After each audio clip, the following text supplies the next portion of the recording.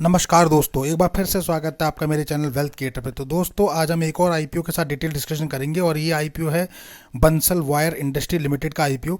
Basically Bansal wire industry limited जो है वो कंपनी है, भारत की सबसे बड़ी स्टेनलेस स्टील वायर कंपनी है और अगर वर्ल्ड की बात करें तो दूसरे नंबर पे ये कंपनी आती है। ये वायर आप जैसे पिक्चर्स में देख रहे होंगे, इस तरह के वायर्स जो हैं पतले वायर्स होते हैं, कुछ मोटे वायर्स होते हैं इस तरह के, जिसमें कि रिंच बनता है या पेचेस बनते हैं या सुई बनने हैं और इस टाइप से जो चीज़ें होती हैं, आपने देखा होगा कटीले तार जो लगते हैं, उस तरह से सभी तरह के जो लोहे के वायर्स होते हैं स्टेनलेस स्टील के, वो सब ये मैन्युफैक्चरिंग का काम करती है कंपनी। जानेंगे इसके फाइनेंशियल और फंडामेंटल कितने स्ट्रांग है कंपनी के, अभी जीएमपी डिमांड क्या चल रही है, जीएमपी मार्केट में डिमांड है या नहीं है, कितनी रह गई है, और इस आईपीओ में अप्लाई करें या अवॉइड करना चाहिए। पर उससे पहले वीडियो को लाइक शेयर और सब्सक्राइब करना बिल्कुल ना भूलें। तो दोस्तों, वीडियो में आगे बढ़ते हैं और बात कर लेते हैं बंसल वायर इंडस्ट्री लिमिटेड की। तो दोस्तों, बंसल देखिए, जैसे आप देख रहे होंगे पिक्चर्स में, ये जो आल पिन्स होती हैं, पिन होती हैं, या आपने देखा होगा टायर्स होते हैं, उनके बीच में जो तिल्लियाँ लगती हैं, इस टाइप के वायर का जो है मैन्युफैक्चरिंग करती है, जिससे सारी चीज़ें प्रोड्यूस होती हैं। तो अगर ये कंपनी देखें तो दिसंबर 1985 में इनकॉर्पोरेट हुई थी तक बंसल वायर इंडस्ट्री लिमिटेड के नाम से। और ये बेसिकली जो काम करती है वो स्टेनलेस स्टील और वायर मैन्युफैक्चरिंग का काम करती है। तकरीबन तकरीबन 39 साल हो गए हैं इस कंपनी को। तो समझ रहे होंगे, मतलब अगले साल ही इसको पूरे 40 साल हो जाएंगे 2025 में। तो उस हिसाब से कंपनी काम करती है वायर मैन्युफैक्चरिंग के, जो कि स्टेनलेस स्टील के होते हैं। थ्री सेगमेंट है इसके कैटेगरी के। पहला है हाई कार्बन स्टील के वायर्स बनाती है, दूसरा है लो कार्बन स्टील के वायर बनाती है, यानी कि मिड स्टील वायर जो होते हैं, और तीसरा है स्टेनलेस स्टील जो वायर्स होती हैं उनको मैन्युफैक्चरिंग करती है। कंपनी को देखेंगे तो 3000 डिफरेंट टाइप के जो है इसके वायर्स प्रोडक्ट हैं। अगर आप देखेंगे तो रेंज इन साइज जो होती है वो वेरी थिन, यानी कि पतले से लेके वेरी थिक, यानी कि मोटे साइज तक की वायर बनती है।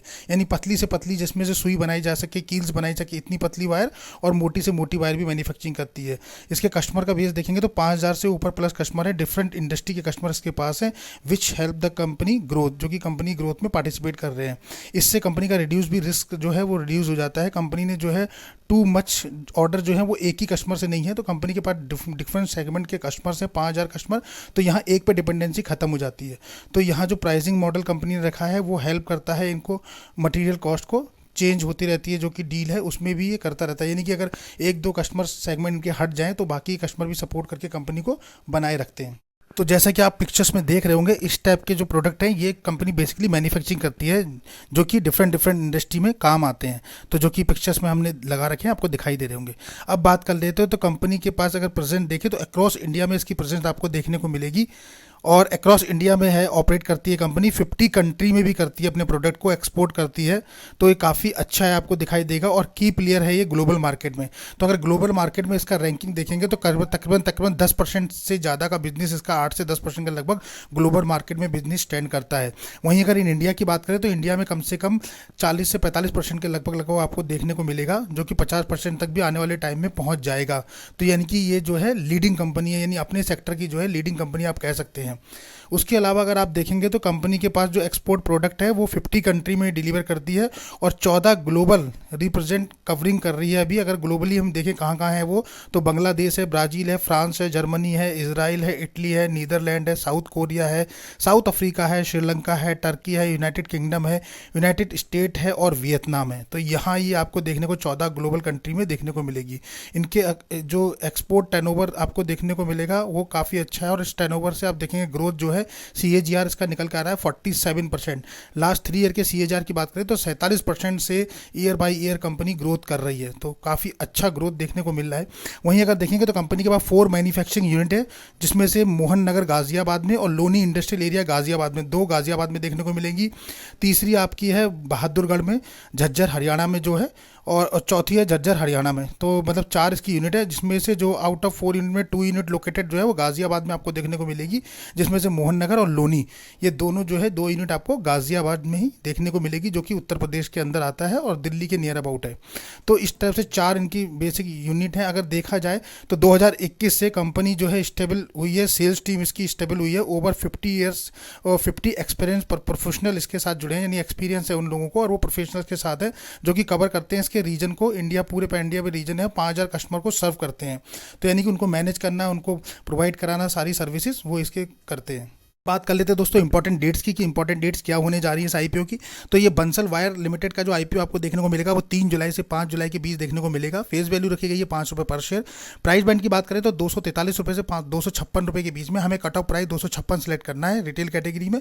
लॉट साइज 58 शेयर आपको एक लॉट में मिलने वाले हैं। 745 करोड़ का टोटल इशू साइज है और खुशी की बात यह है कि पूरा का पूरा फ्रेश इशू है, यानी ऑफर फॉर सेल का पोर्शन जीरो है। तो 745 करोड़ पूरा का पूरा कंपनी ने फ्रेश इशू निकाला है, यानी कंपनी की ग्रोथ में ये पैसा काम आएगा। लिस्टिंग एनएससी बीएससी दोनों पे होती हुई दिखाई देगी आपको। साइज की बात करें लॉट साइज की, तो एक रिटेल कैटेगरी में एक लॉट में 58 शेयर देखने को मिलेंगे। 14,848 रुपये देने हैं। रिटेल में मैक्सिमम 13 लॉट तक अप्लाई कर सकते हैं, जिसके लिए 1,93,000 रुपये देने होंगे। स्मॉल एचएनआई में मिनिमम 14 लॉट अप्लाई करने होंगे, जिसमें 2 लाख रुपये आपके जाएंगे। और स्मॉल एचएनआई में मैक्सिमम 67 लॉट तक आप अप्लाई कर सकते हैं, जिसमें 9,94,000 रुपये पे करने होंगे।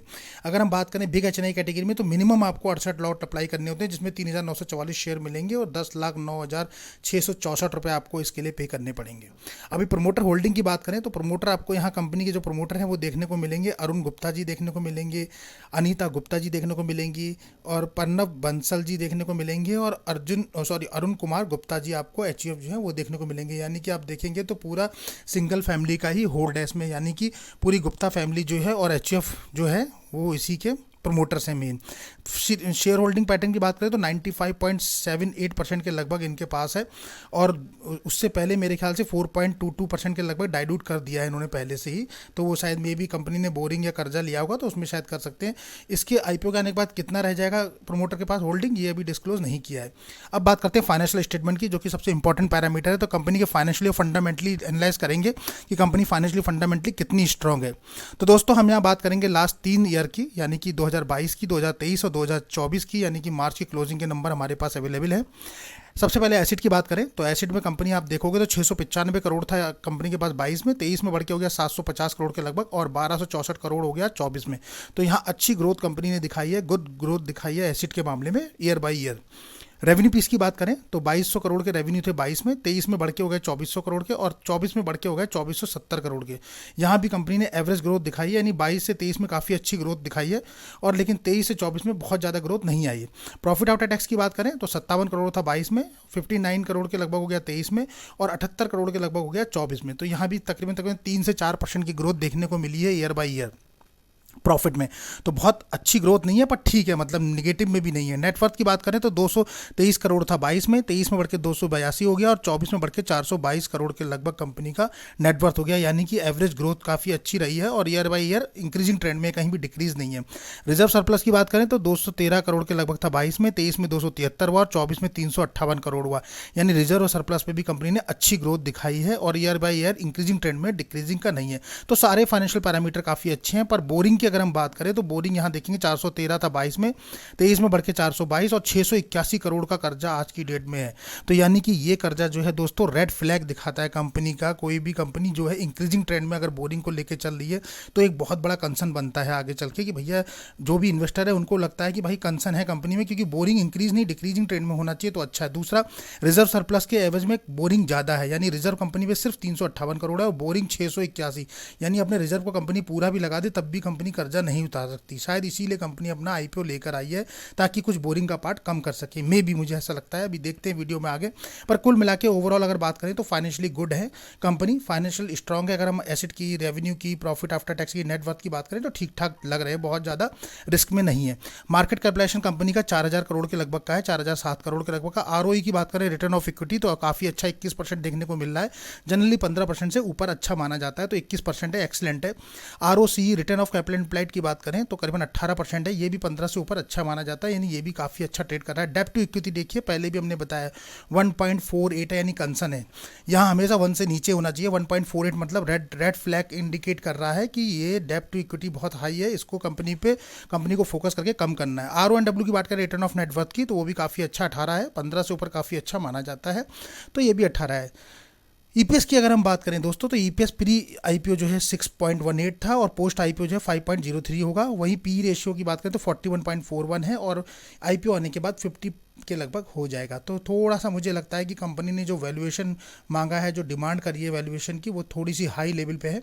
यहाँ वैल्यूएशन थोड़ा सा और कम कर सकती थी कंपनी। तो मुझे ऐसा लगता है, ये मेरा पर्सनल ओपिनियन है दोस्तों, कि यहाँ वैल्यूएशन थोड़ा सा हाई किया गया है कंपनी की तरफ से। पर बाकी देखा जाए तो आईपीओ जो है ओके है।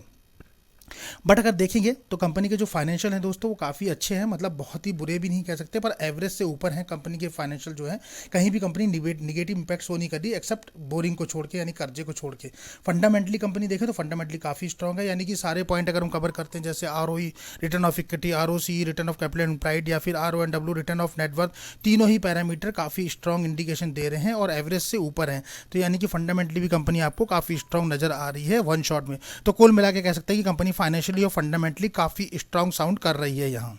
अब बात कर लेते हैं ऑब्जेक्टिव ऑफ इशू की। इस आईपीओ का ऑब्जेक्टिव क्या है लाने का? तो आईपीओ का ऑब्जेक्टिव है रीपेमेंट और प्रीपेमेंट कंपनी को करना है, कर्टेन बोरिंग्स जो लिया आउटस्टैंडिंग बोरिंग्स को, यानी अपनी उधारी को जो है कंपनी को कम करना है। तो काफ़ी अच्छा इनिशिएटिव है कंपनी का कि अपनी उधारी पे फोकस कर रही है। दूसरा है जो है funding the working capital requirement है कंपनी को, और तीसरा है जनरल कॉर्पोरेट पर्पस। तो यहाँ हमें लगता है कि कंपनी ने फ्रेश इशू भी निकाला है, यानी कि जो प्रमोटर हैं वो अपनी होल्डिंग नहीं डायलूट कर रहे हैं ज़्यादा, और 700 करोड़ का जो इशू साइज आपको देखने को मिला है वो पूरा का पूरा फ्रेश इशू है। तो मुझे लगता है कि एटलीस्ट कम से कम कंपनी उसमें से आधा तो निकालेगी, कम से कम 300 साढ़े 300 करोड़ अपना बोरिंग तो कम करेगी।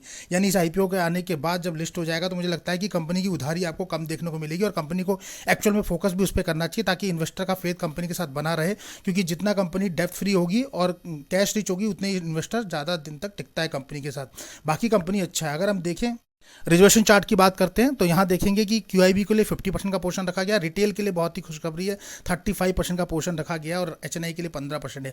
मोस्टली कंपनीज में रिटेल का 10% हो जाता है, पर यहाँ काफ़ी अच्छा पोर्शन है। यही गुड न्यूज़ है कि 35% के लगभग रिटेल के लिए। ग्रे मार्केट मिनिमम की बात करें, GMP में खासा डिमांड दिख गई है, मतलब GMP अभी अपडेट हुई है इसकी आज मॉर्निंग से ही। अगर आप देखेंगे बंसल वायर IPO की GMP तो 256 रुपये प्राइस बैंड कंपनी ने रखा था, 60 रुपये पे GMP ट्रेड कर रही है। तकरीबन अभी की डेट में 23% के लगभग लिस्टिंग गेन दिखा रहा है, नीचे 23 से 24% के लगभग लिस्टिंग गेन पहुंच चुका है। बेसिकली हमारे क्राइटेरिया को मैट कर रहा है जो कि 20% से ऊपर होना चाहिए। फायर रेटिंग 4 की बनी हुई है, 745 करोड़ का टोटल इशू साइज है, 58 शेयर आपको एक लॉट में मिलने वाले हैं। 3 जुलाई को ओपन होगा याद रखिएगा, और 5 जुलाई को क्लोज हो जाएगा। 8 जुलाई को आपको अलॉटमेंट आते हुए दिखाई देंगे। अब सबसे इंपॉर्टेंट पॉइंट यह है कि लिस्टिंग गेन हमें कितना मिल रहा है अप्रॉक्सीमेटली। तो अगर लिस्टिंग गेन की बात करें दोस्तों तो लिस्टिंग गेन पर लॉट पे जो हमें देखने को मिल रहा है अभी की डेट में अपडेटेड है जो, वो 3,480 रुपये के लगभग, मतलब 3,500 रुपये लगभग आपको आज की डेट में मिल रहा है। 60 रुपीज़ GMP चल रही है और तकरीबन 58 शेयर का लॉट है, तो 60 × 58 मतलब करीबन 3500 रुपये के लगभग, यानी 15,000 का लगाने के बाद 3480 रुपये प्रॉफिट हो रहा है। यानी कुल मिला के अगर देखा जाए तो तकरीबन पहले ही दिन आपके इन्वेस्टमेंट के ऊपर 18,480 यानी कि 18,500 रुपये बनते हुए दिख रहे हैं। तो अच्छा है, बुरा नहीं है, और मुझे लगता है कि GMP में डिमांड और बढ़ेगी, और अगर IPO के सब्सक्रिप्शन स्टेटस के बाद ही पता लग पाएगा कि क्या है, क्योंकि अभी तो IPO बहुत अच्छा लग रहा है, लेकिन लॉन्ग टर्म के लिए जो लोग कंसीडर करना चाहते हैं वो कंपनी को एनालाइज कर सकते हैं। हमने पूरे उसके फ़ायदे बेनिफिट जो भी है वो बता दिए आपको। मुझे लगता है कंपनी फुल्ली स्ट्रॉन्ग है, फंडामेंटली काफ़ी स्ट्रॉन्ग है, फाइनेंशियली भी काफ़ी स्ट्रॉन्ग है। बस डेप्थ पे अगर काम करेगी और अपने प्रॉफिट को बढ़ाएगी तो कंपनी बहुत ही अच्छी है, लॉन्ग टर्म में अच्छा सर्वाइव करेगी। और आपका देखेंगे इसका यूनिक सेक्टर भी है, अपने सेक्टर की ये चैंपियन है, यानी कि इंडिया की नंबर 1 है और वर्ल्ड में नंबर 2 कंपनी की रैंक रखती है, तो काफ़ी अच्छा है। बट हम इसके IPO में अप्लाई करें या नहीं करें उसके लिए डिसाइड करेंगे हम फर्स्ट डे के सब्सक्रिप्शन स्टेटस के बाद। फर्स्ट डे के सब्सक्रिप्शन स्टेटस को एनालाइज करेंगे, देखेंगे कैसा रहा और GMP में उस समय क्या डिमांड चल रही है, उसके अकॉर्डिंग हम अपना निर्णय लेंगे कि हमें इसमें अप्लाई करना है या अवॉइड करना है। तब तक के लिए हमें इसमें यहीं पे बने रहना पड़ेगा। तो दोस्तों अगर वीडियो आपको हमारा पसंद आया तो वीडियो को लाइक शेयर और सब्सक्राइब करना बिल्कुल ना भूलिए। मिलते हैं अपने ऐसे ही नेक्स्ट वीडियो में, तब तक के लिए नमस्कार।